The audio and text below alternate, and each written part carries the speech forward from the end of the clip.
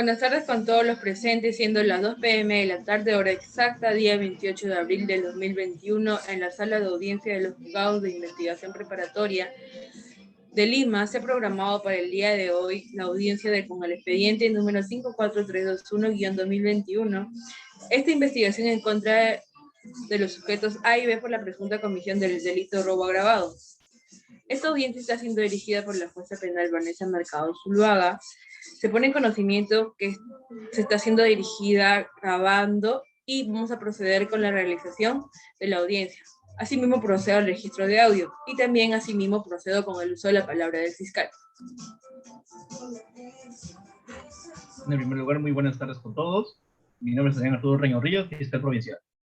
Bien, después de analizar los hechos materia de proceso y los elementos de convicción correspondientes, la Fiscalía puede concluir de que los sujetos A y B definitivamente cometieron el acto delictivo.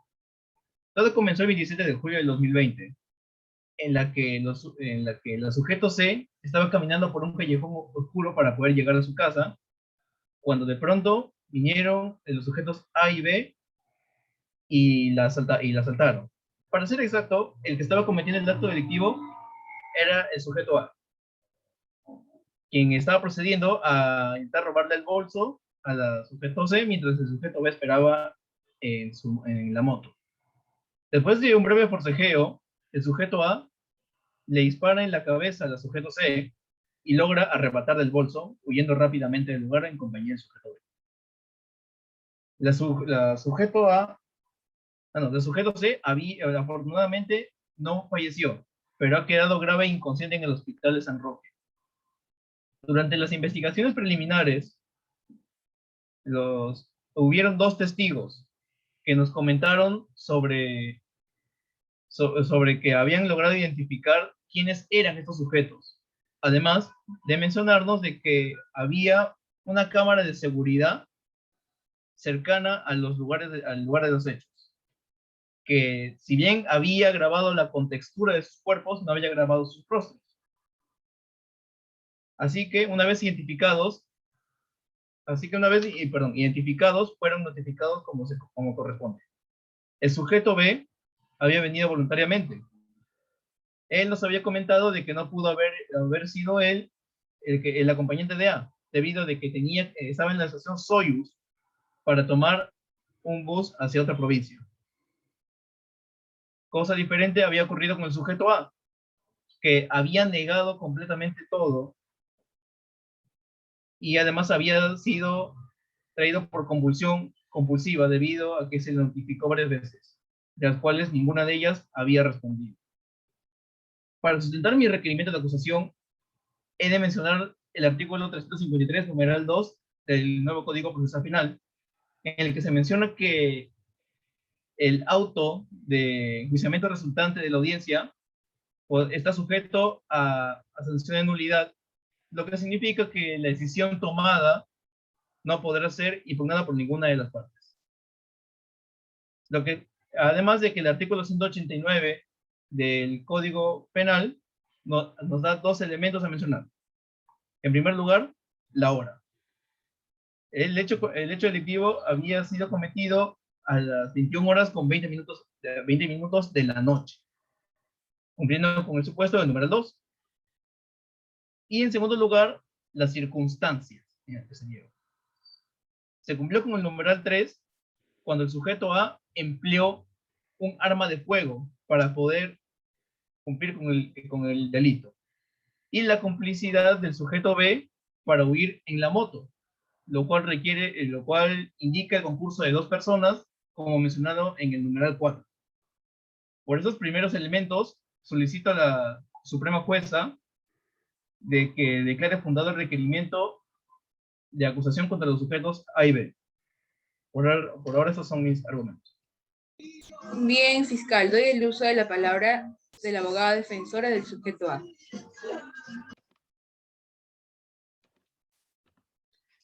Buenas tardes, señora magistrada. Mis saludos respectivos a los presentes.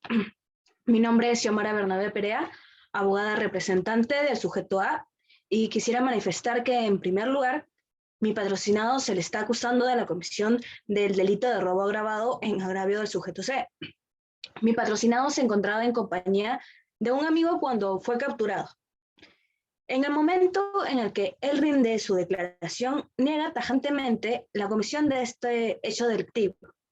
También negamos rotundamente que mi patrocinado, el sujeto A, conozca al sujeto B, pues ellos jamás se han visto. Y ni siquiera tienen vínculos familiares, no tienen vínculos laborales o vínculos amicales. No se conocen, simplemente.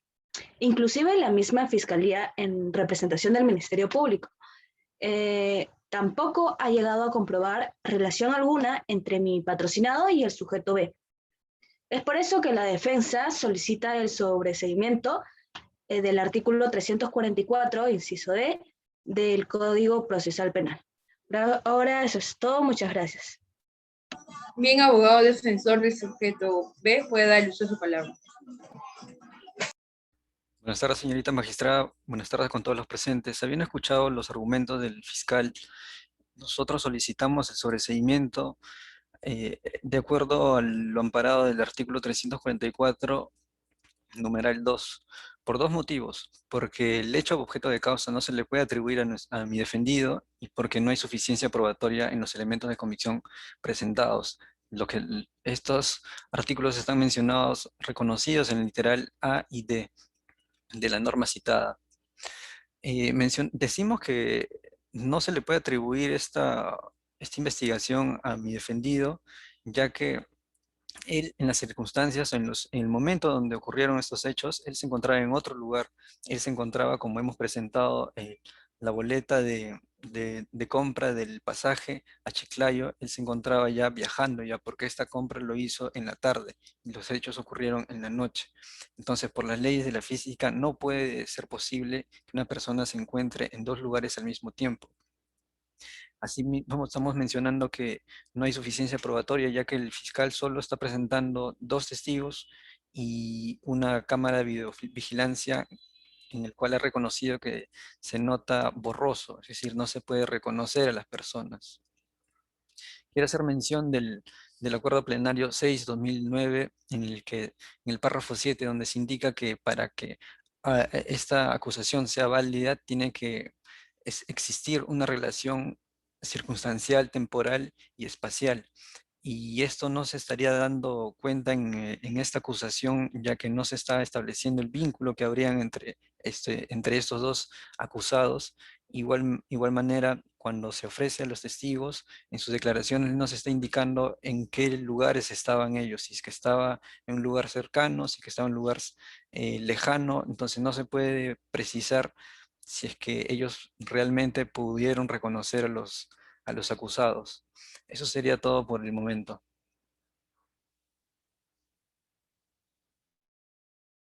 Bien, abogado defensor, doy el uso de la palabra del fiscal por la segunda réplica. Muchas gracias. Contradiciendo a lo dicho por la defensa, resulta que la participación de los dos testigos es mucho más importante de lo que se piensa. Mira, esos dos sujetos eran amigos que estaban regresando de una reunión cercana al mismo parque cercano al lugar de los hechos. Cuando se encontraban justo cerca de la entrada de ese callejón y viendo de que se acercaba una moto con dos sujetos a bordo, se escondieron detrás de los arbustos para evitar ser detectados y también robados seguramente. Entonces, desde ese mismo lugar, con total impotencia, ellos vieron cómo el sujeto A estaba robándole al sujeto C, mientras el sujeto B solamente esperaba. Al momento de culminar todo y los sujetos habiendo escapado, los dos testigos fueron los primeros en auxiliar a la víctima, ya que no solamente la cámara lo confirma, sino también los mismos vecinos. Siguiendo con los elementos, verán, esta importancia de los testigos radica en las palabras de los doctores José Neira Flores, Marcial Paucar y Frank Almaza en su trabajo de investigación, La prueba testimonial en el proceso penal peruano, en su página 8, donde se menciona que las personas físicas que hayan visto el acto delictivo sin necesariamente haber participado físicamente en él, conocen cómo fue la comisión de este. Señora jueza, hay que confiar en las palabras de los testigos, ya que ellos fueron los que lo vivieron en carne propia. Claro, sin haber participado de ello, pero su conocimiento fue valioso para continuar con la investigación de la Fiscalía. Siguiendo con los elementos de convicción, los sujetos A y B niegan haber cometido el acto delictivo. Es más, nunca expresaron haber cometido delito alguno. Sin embargo, la Fiscalía recopiló documentos de certificados de los antecedentes penitenciarios de estos sujetos en el penal de San Juan del Lurigancho, en la cual se mencionaba de que años atrás habían cometido el mismo delito.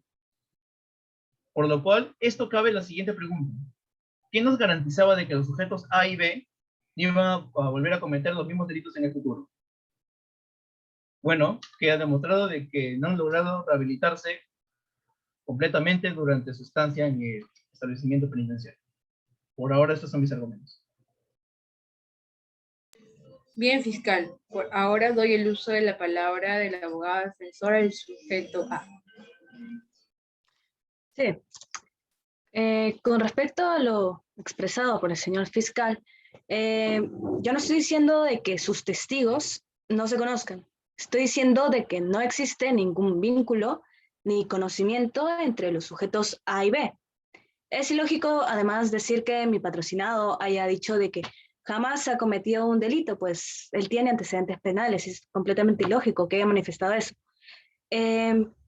Además, posteriormente, el testigo de mi cliente, el sujeto A, declara que en el día y las horas de la comisión de dicho delito estuvo acompañando al sujeto B acudiendo a un centro comercial que se encuentra ubicado en el distrito de Chorrillos. En esta situación, nuestro testigo ha presentado medios probatorios donde se muestra claramente que en el momento transcurrido del acto delictivo en contra de la sujeto C, mi cliente y el testigo, que es su amigo, se encontraban de compras en un centro comercial, alejados del lugar donde ocurrieron los hechos. Es más, en los medios probatorios se han presentado las cámaras de seguridad del mall que lo ubican ahí, solidificando su coartada. De igual forma, también quisiera expresar que, de acuerdo con el texto de la acusación por escrito entregada por el fiscal, nos hemos percatado que en la realización del interrogatorio de sus testigos, no se reconoció que ellos reconocieron al sujeto A y B. Esa realización de ese interrogatorio no fue la adecuada, pues aparte de que no se realizó dicho interrogatorio en la presencia de los abogados representantes correspondientes, se le hicieron diversas preguntas capciosas e impertinentes. Dicho sea de paso, pues el fiscal le enseñó a los testigos solamente las dos fotos de los acusados y le preguntó, y esta fue la siguiente pregunta que les realizaron: ¿cuál de estos dos sujetos usted vio en la escena del crimen? Una pregunta totalmente capciosa.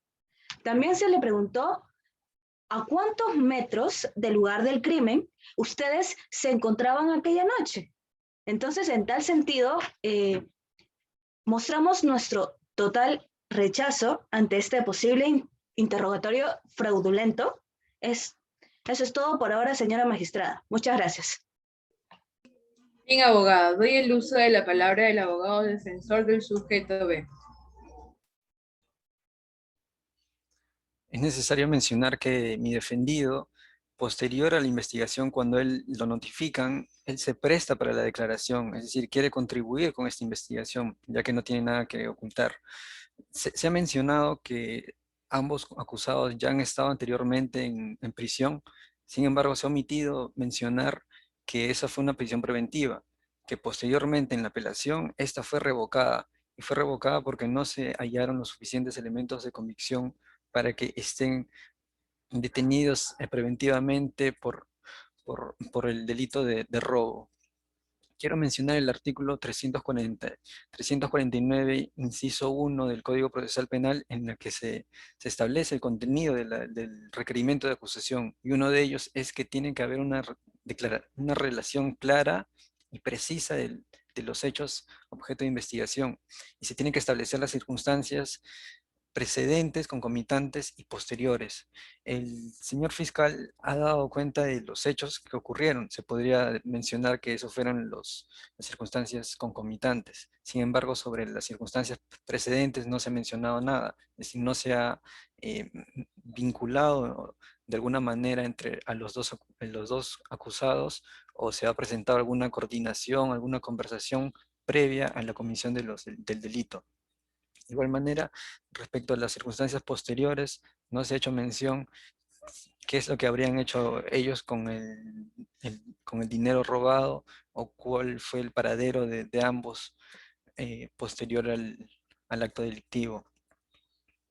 Eso sería todo de nuestra parte. Bien, abogado, doy el uso de la palabra al fiscal para realizar su última intervención. Gracias, señora magistrada. Bien, antes de continuar, es de aclarar que hasta ahora todos los elementos de convicción que se han recopilado estaban relacionados de forma lógica. Mira, tal cual como lo menciona el 16º fundamento de la casación número 760-2016 en libertad, en la que se menciona de que la acusación debe estar motivada y conformada de forma lógica e integral. Eso es lo que simplemente la fiscalía había hecho.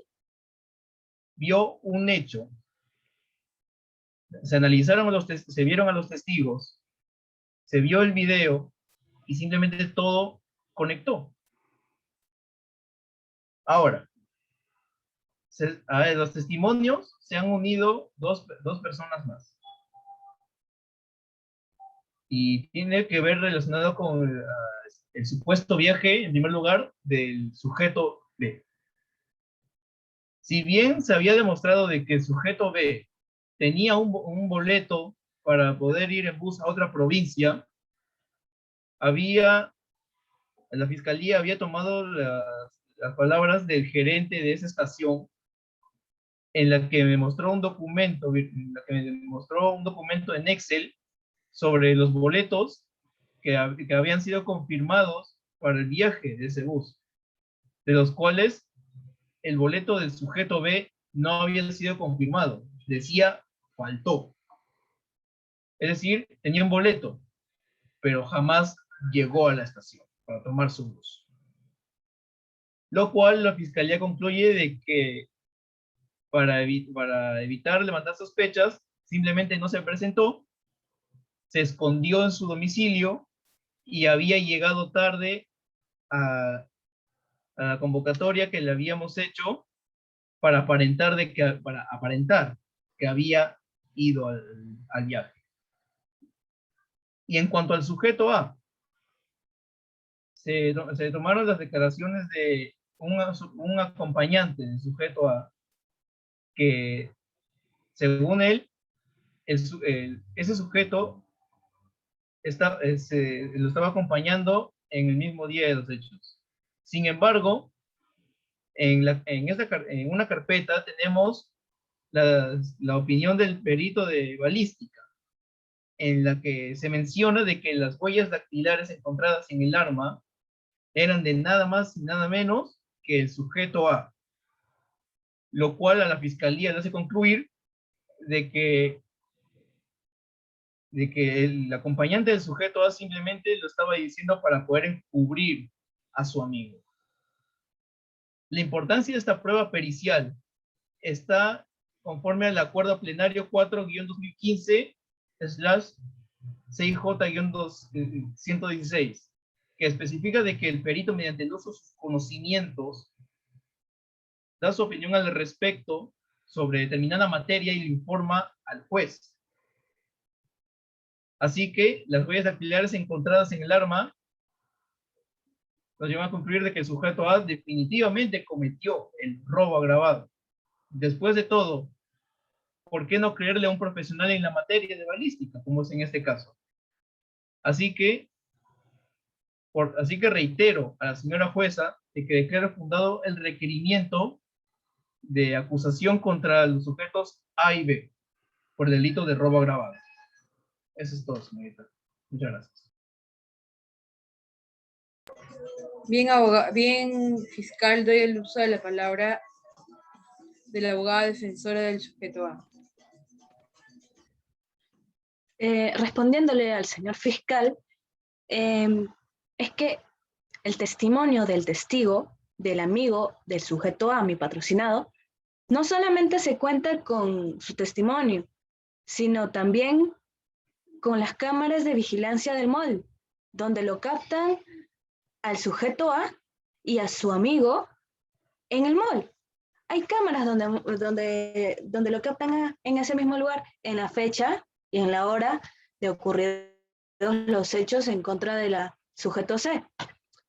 También quisiera agregar que la fiscalía muestra un video donde aparecen dos sujetos de igual o similar contextura, porque únicamente se están basando en la contextura de mi patrocinado y del otro sospechoso del sujeto B. Pero realmente no se puede comprobar que sea mi patrocinado quien aparece en dicho video. La calidad del video es muy baja. Se ve muy borroso. El mismo fiscal, que en representación del Ministerio Público, ha expresado que en el mencionado video se aprecia la ocurrencia de los hechos, pero de manera muy borrosa.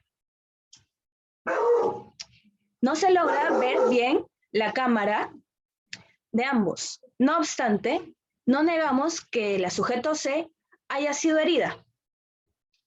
Lo que estoy ratificando es que mi representado no realizó ese hecho delictivo. Finalmente, quisiera agregar que, señora magistrada, por tales motivos, expreso mi solicitud de un auto de sobreseimiento, artículo 344 del nuevo Código Procesal Penal, inciso D, ya que no hay prueba alguna de que mi patrocinado esté involucrado de alguna forma, de alguna manera, en la comisión de este delito, puesto que ni siquiera se encontraba cerca del lugar, menos a la hora de la comisión de dicho delito.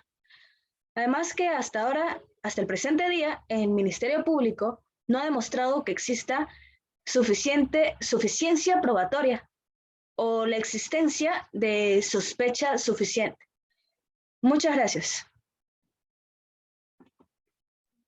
Bien, abogada. Luego de haber escuchado su parte, le doy el uso de la palabra del abogado defensor para dar su última intervención. Señoría, como muy bien ha hecho la defensa del sujeto A, no es suficiente la declaración de una persona para acreditar un hecho, sino que ésta tiene que ser corroborada con otros datos. Es así que nosotros consideramos que la declaración del gerente de la empresa Soyuz, mencionando que mi patrocinado no es suficiente como para decir o como para que haya una sospecha suficiente y presentar este elemento de convicción. Teniendo en cuenta que que además que no se ha mencionado nada respecto a nuestro cuestionamiento de los testigos sobre las circunstancias, sobre la distancia en la que ellos estuvieron, no hay precisión en la acusación y en su declaración tampoco. Es así que nosotros, por todo ello, solicitamos el sobreseimiento de la causa.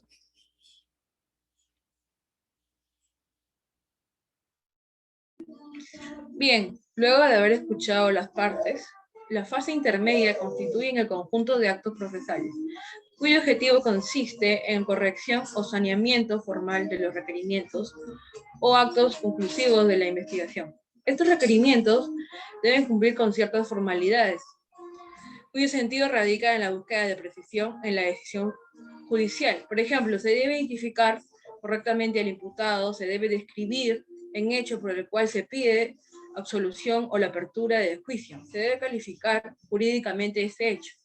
Según Martín Castro, en sus obras citaba que las funciones principales de la etapa intermedia pueden ser de tanto carácter positivo como de carácter negativo. Según el carácter positivo consiste en dilucidar si concurren los presupuestos del juicio oral. Esto si se ha acreditado suficientemente la existencia de un hecho punible y si se ha determinado su presunto autor. El carácter negativo estriba de depurar la noticia criminis y a evitar se ha determinado a determinar que determinadas personas cuya inocencia esté evidenciada en esta fase pueden sentarse en el banquillo, como cuando ineludiblemente el tribunal habla sobre la pronunciación de una sentencia absolutoria. También agregando el acuerdo plenario número 6-2009, CJ 116, precisa en ciertos conceptos y líneas a seguir respecto a la comentada etapa intermedia del proceso penal, refiriendo a que la acusación final es un acto de postulación del Ministerio Público, que promueve el régimen de monopolio en los delitos sujetos a persecución pública. De lo expuesto por este autor, puedo decir que la etapa intermedia no es propiamente una fase del juicio oral, sino más bien el momento procesal en el que se decide si el juicio es o no procedente. La finalidad desde la fase intermedia y tal como ya lo hemos mencionado anteriormente es determinar si concurren o no los presupuestos materiales o formales que coincidan la apertura del juicio oral. Antes de emitir el auto voy a interponer qué es sobre el autosobrecimiento y enjuiciamiento. En el Código Procesal del 2004, el auto de sobrecimiento, esta fase tiene carácter definitivo e implica el archivamiento de la causa con relación al imputado, en cuyo favor se dicte, y tiene la autoridad de cosa juzgada. En el auto de enjuiciamiento es el producto de audiencia preliminar, pues contiene el nombre de los imputados agraviados. El delito de materia de acusación fiscal, los delitos de medio de prueba admitidos, el señalizamiento de las partes constituidas en el proceso y el orden de envíos de los actuados al juez. Después de haber escuchado las partes que han sustentado sus pretensiones y elementos de convicción, esta sala penal dicta el auto de enjuiciamiento rotundamente contra los sujetos A y B por la presunta comisión del delito de robo agravado. Luego de esta sala, el segundo juzgado penal de investigación preparatoria haya dictado el auto de enjuiciamiento, esta notificará al juzgado penal otorgándole la resolución y los autos de correspondientes. Esta notificación será un plazo de 48 horas y también se otorgarán los documentos, los objetivos incautados, información u otro que se haya podido obtener. Siendo las 12:30 de la tarde, hora exacta, damos por concluida la audiencia. Gracias. Gracias.